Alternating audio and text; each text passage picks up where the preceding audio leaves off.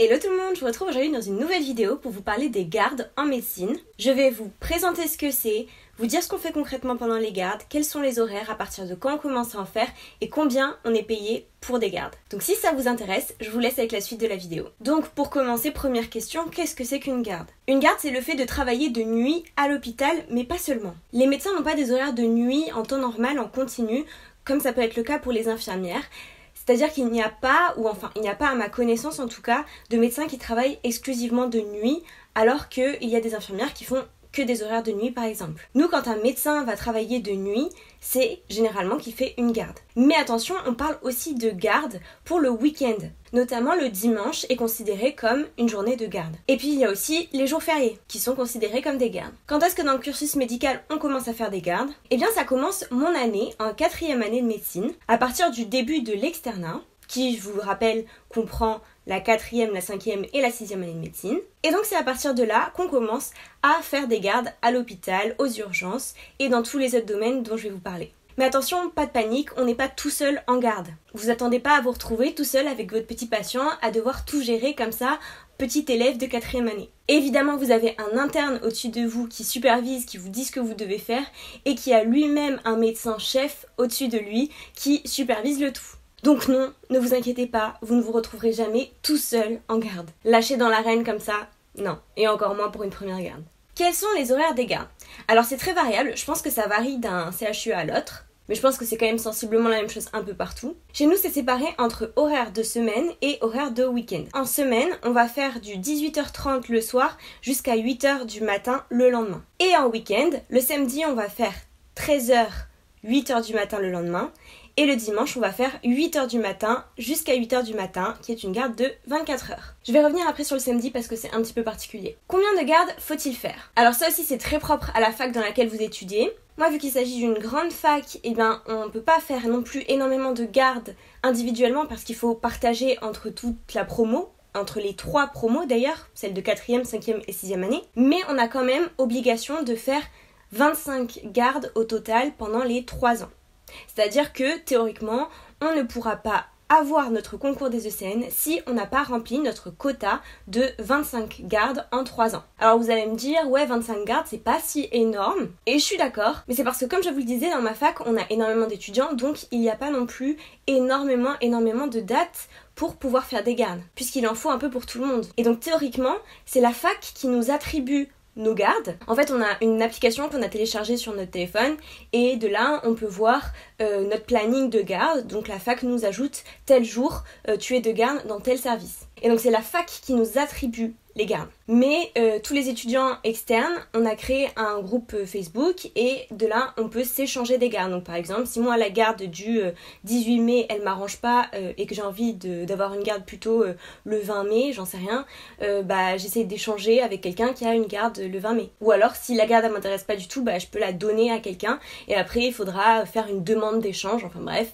je passe les détails. Mais c'est comme ça qu'on peut en fait récupérer plus de gardes. Donc au final, le nombre de 25, c'est juste en théorie, c'est-à-dire que c'est le minimum, mais vous pouvez totalement en faire plus si vous arrivez à en récupérer plus. Et donc, une garde, c'est-à-dire une garde de semaine, du lundi au vendredi, compte pour 1. Mais par contre, le dimanche, vu qu'on fait 24 heures de garde, là ça compte pour 2 gardes. Maintenant vient la question du samedi. En fait, le samedi est considéré comme étant une garde de semaine, donc il compte 1 comme une garde de semaine normale, plus 1, parce que la partie de 13h à 18h à peu près compte comme une garde pédagogique. Une garde pédagogique, en fait, c'est simplement une partie de temps où on est en garde qui n'est pas payée comme une garde, mais qui va compter 1 comme une garde si c'est l'après-midi. Et si c'est le matin, ça va compter comme 0,5. Mais ça compte aussi dans le quota de garde. Sauf que voilà, c'est considéré comme des gardes de journée. C'est possible aussi d'en faire dans la semaine, c'est-à-dire de faire des gardes pédagogiques le matin et l'après-midi dans la semaine. Mais ça, en général, c'est un peu compliqué à faire puisque on a stage la semaine. Donc, c'est plus difficile, surtout qu'en plus, quand on est de garde la nuit, le lendemain, on est de repos de garde. Donc, on ne va pas en stage et on n'est pas obligé d'aller en cours. Enfin, on peut y aller si on veut l'après-midi, mais théoriquement, on n'est pas obligé d'y aller. Alors que quand on fait une garde dans la journée, que ce soit le matin ou l'après-midi, forcément après on n'a pas de repos de garde vu qu'on n'a pas passé la nuit à l'hôpital. Donc voilà, la petite subtilité, c'est que les gardes pédagogiques, c'est des gardes qui se font en journée, donc matin égale 0,5, après-midi égale 1, et ça compte donc pour le quota de garde, mais c'est pas payé comme une garde. Ce qui est payé comme une garde, c'est le fait de faire la nuit. Donc pour résumer, le samedi, on est payé comme une seule garde comme en semaine, mais c'est comptabilisé comme 2 gardes étant donné qu'on fait un après-midi plus la nuit. Donc c'est compté comme 2 gardes comme le dimanche, sauf que le dimanche, vu qu'on fait 24 heures, c'est compté comme 2 gardes et c'est payé comme 2 gardes. J'espère que c'est assez clair. Où est-ce que se déroulent les gardes? Dans quel service? Alors on peut retrouver des gardes dans différents secteurs. On a déjà le service des urgences, donc les petites urgences. Par exemple, si vous, je sais pas, vous avez mal au ventre ou que vous avez mal au genou, que vous êtes cassé le bras ou peu importe, que vous allez aux urgences, vous allez arriver là-bas. Mais on a aussi tous les services de réanimation. Vous allez aussi retrouver des services d'urgence qui sont un peu plus spécialisés dans de la réanimation digestive par exemple, des services d'urgence de cardiologie avec par exemple les gens qui viennent pour des infarctus, des services d'urgence de neurologie avec des gens qui viennent pour des AVC. C'est des exemples, mais entre autres voilà ce qu'on peut retrouver. Donc il y a pas mal de terrains finalement de garde. On a aussi de la chirurgie. Par exemple, nous on a la chirurgie de la main. Enfin voilà, j'en oublie pas mal, mais il n'y a pas juste les urgences comme on l'entend de manière commune. Il y a pas mal de secteurs et en fait on va être répartis entre ces différents secteurs en fonction des matières qu'on est en train de voir pendant le semestre, pendant l'année. Et si vous voulez, par exemple, quand on est en stage dans un service, on va pas être de garde dans ce service vraiment, mais dans les urgences qui se retrouvent dans cet hôpital. Je vous donne un exemple. Moi, quand j'étais dans un service de cardiologie, j'étais pas de garde dans mon service à mon étage, mais j'étais de garde au service des urgences de cardiologie. Et au final, c'était l'interne qui était de garde aux urgences cardiologiques qui s'occupaient ensuite des problèmes et des urgences qu'on pouvait retrouver dans les différents étages si un patient, je sais pas, avait un problème dans la nuit. C'est plutôt comme ça que ça fonctionne. Après, chaque hôpital a son mode de fonctionnement, ça diffère vraiment et voilà, c'est peut-être pas vrai partout ce que je vous dis, mais en tout cas, nous ça fonctionne comme ça. Et là aussi, je vous donne ma version en tant qu'externe. Je sais pas exactement comment ça se passe pour les internes qui sont de garde. Je vous dis juste ce que j'en ai vu et ce que j'en ai compris. Mais voilà, moi je reste à mon rôle d'externe. Donc les services où je vais, c'est ceux qui sont accessibles pour des externes. Donc il y a peut-être encore d'autres lieux de garde. Et maintenant, on va attaquer la partie qui vous intéresse peut-être le plus.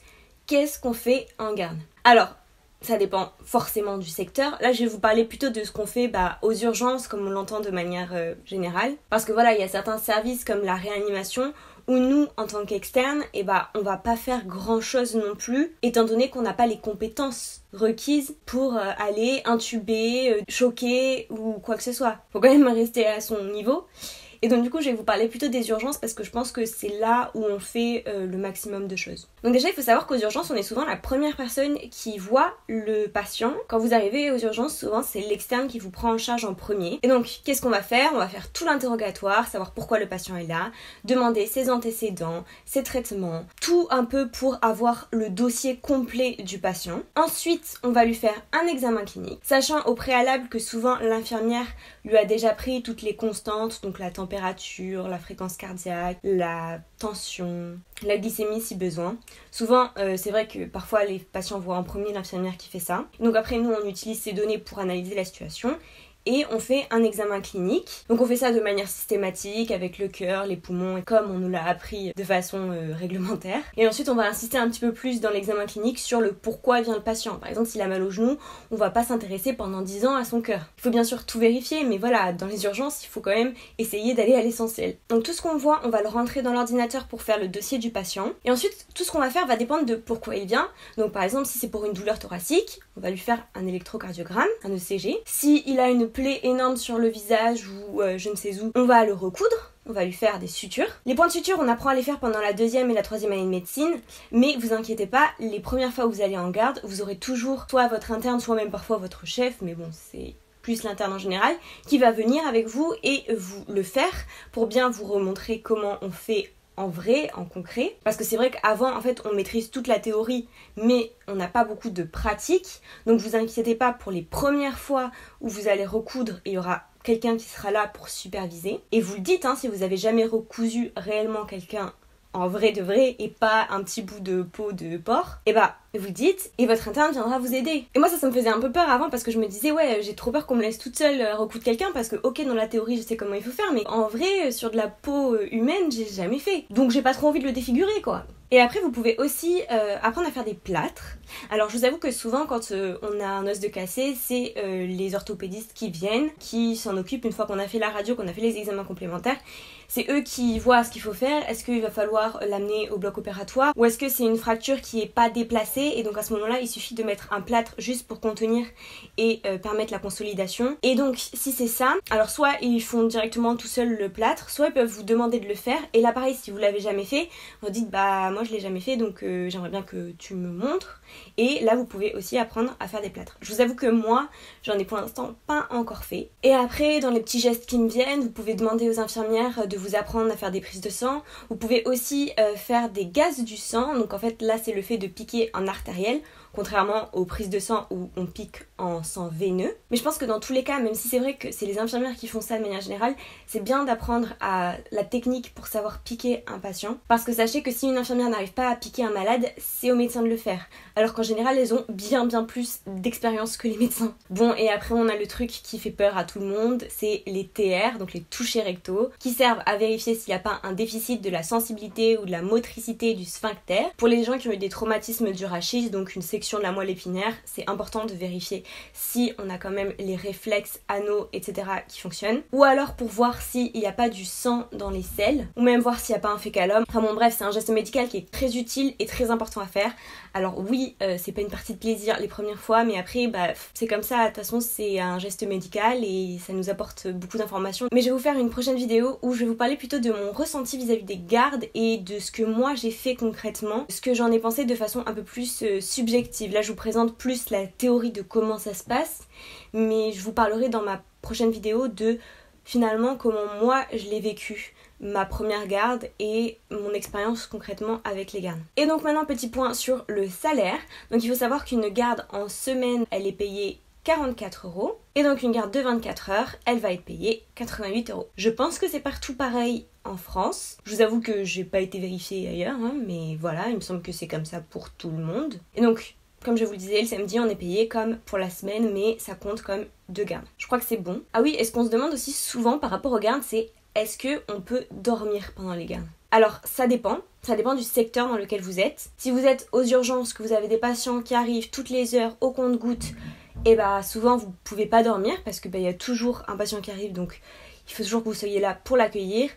À la limite, s'il n'y en a vraiment pas beaucoup, vous pouvez vous arranger avec l'autre externe qui est avec vous pour aller vous alterner, dormir 1 heure ou quoi. Donc c'est assez éprouvant, c'est clair. Bah, après c'est une garde quoi, c'est le principe. Moi je pensais à la base qu'on pouvait même pas du tout dormir pendant les gardes, donc je m'attendais même pas à ce qu'on puisse dormir. Et les premières gardes que j'ai faites, c'était que des gardes aux urgences. Donc moi pour mes premières gardes, on n'avait pas du tout le temps de dormir. Par contre, parfois quand vous vous retrouvez dans certains secteurs comme par exemple la chirurgie, au bout d'une certaine heure, les blocs ferment. Ils peuvent réouvrir s'il y a vraiment une urgence, un truc incroyable qui vient d'arriver, il faut absolument ouvrir le bloc pour s'occuper de cette personne.